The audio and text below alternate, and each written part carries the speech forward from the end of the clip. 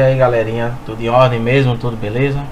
A gente vai seguindo aqui a nossa vida, fazendo a cozinha aos poucos aqui. Então vamos começar a falar sobre calorimetria, certo? Parece um nome difícil, mas não tem nada complicado como se pensa não. Vamos lá. Então, quando a gente estava falando de calor naquela época, com mudança de escalas, é para a gente chegar justamente nesse ponto aqui, tá? Quando o corpo ele recebe calor, ele tem dois fenômenos diferentes. Obviamente ele pode receber calor sensível. O calor sensível ele aumenta a temperatura e o corpo não muda de fase. É como se eu esquentasse uma água e essa água ganhasse temperatura e ela não transformasse em vapor.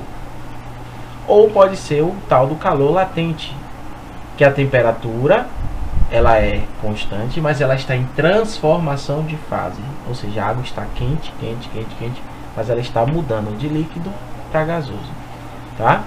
A gente vai ver justamente a questão dos sistemas isolados, tudo isso no decorrer desse aprendizado. Mas por enquanto, a gente vai começar a ver os principais conceitos. O calor específico, calor latente, capacidade térmica e tudo por aí, tá? Para começar, vamos lembrar, para se aquecer, obviamente, a temperatura ela tem que ser maior que zero, tá? E o calor também tem que ser maior, certo? Ou seja, tem que se absorver energia. O corpo que está aumentando a temperatura está absorvendo energia, certo? E o corpo que está resfriando, obviamente, está perdendo, ele está cedendo temperatura, cedendo calor, na verdade, para o corpo, para outro corpo, tá? Lembrem-se disso. A capacidade térmica nada mais é do que a quantidade de calorias necessárias para se aumentar qualquer corpo em 1 grau, certo? Tudo aquilo que você precisa jogar de calor em um corpo para que ele aumente 1 grau é a chamada capacidade térmica. Capacidade térmica ela é dada através desse produto aqui, da massa, vezes o chamado calor específico. É um coeficiente. Cada substância tem o seu coeficiente, o seu calor específico. Porque não adianta a mesma quantidade que eu jogo para aumentar de calor, para aumentar 1 grau na água, não é o mesmo que eu aumento 1 grau no chumbo. Então cada um tem uma quantidade, certo? Obviamente que a água é maior, os outros é menores e assim por aí vai. O que a gente chama de calorímetro, tá? É um recipiente, certo? Como esse aqui, onde ocorre justamente a troca de calor, tá? As grandezas a chamada capacidade térmica, é ela que eu estou falando sempre, tá? Que é a grandeza relevante, certo? Onde a gente consegue transferir, cada um tem o seu coeficiente. Não adianta jogar o mesmo calor que eu vou jogar para água, para um ouro, por exemplo, não vai acontecer nada, tá? Então é isso que a gente vai mexendo aos poucos. Já o calor latente, ele é diferente. Quando em uma pressão o corpo atinge a temperatura de mudança de fase, ou seja, você está lá com sua garrafinha no gelo, ou seu vasinho lá no congelador, ele está lá empedrado. À medida que você deixa ele em contato com a temperatura ambiente, ele está fazendo uma troca de calor.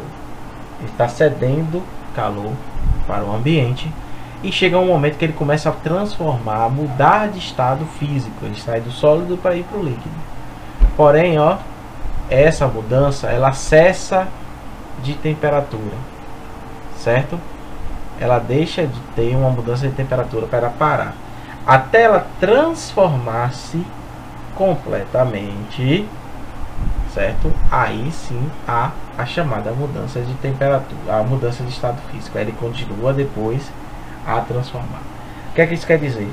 Enquanto o gelo está lá derretendo, por exemplo, dentro de uma panela, você bota num prato, você bota o gelo lá no prato, ele está derretendo.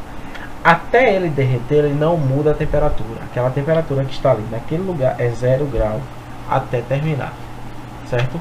Então ele só vai mudar mesmo quando o corpo tiver mudado de fase, tá? Aí depois que ele derrete todo o gelo, aí começa a aumentar 1, 2, 3, 4, 5 graus até ele fazer a troca de calor com o ambiente, certo? Então, como eu ia falando, ó, quantidade de calor, certo, é igual a massa vezes o próprio calor latente, que a gente vai ver na sequência aí durante esses dias, certo? Existe a chamada curva de aquecimento, como eu falei, certo? Vou voltar para cá.